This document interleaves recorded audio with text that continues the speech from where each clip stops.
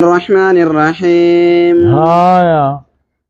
عن ابن عباس رضي الله عنهما عن النبي صلى الله عليه وسلم رسول الرافوني قال جي رأيت ليلة أسري بي هل كان ندمون قلم مكة غرب بيت المقدس نركي موسى نبي الله موسى نركي رجلا آدما قرباما قالته نركي طوالا ديرا هنته جعدا جعدني تتاق عما هنته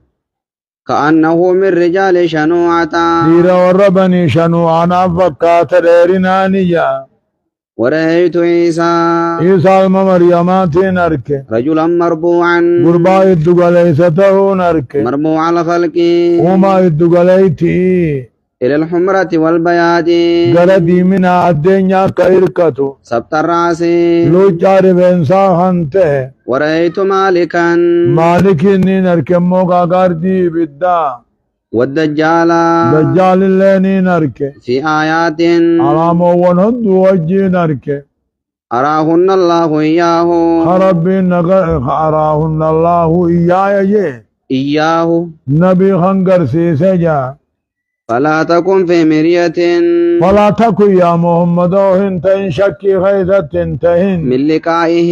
موسى أركورا موسى كنا مرا شكين سنما موسى آجا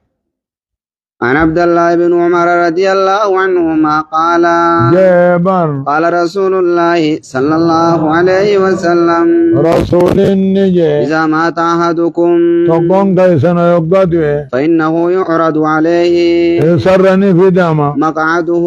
تيسم تساق القلا قناما فإن كان من أهل الجنة ور جنة الرايوته فمن أهل الجنة تيسم ور جنة الرافدان وإن كان من أهل النار ورّي بالدار رايوته فمن أهل النار تيسم ورّي بالدار الرافدان عن عمران بن حسين رضي الله عنه عن النبي صلى الله عليه وسلم رسول الرافون قال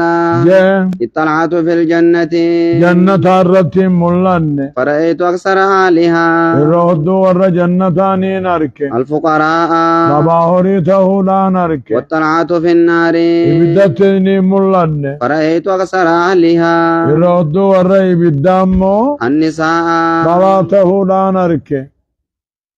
الرهد ور بالدالا ور جنة اللي دالا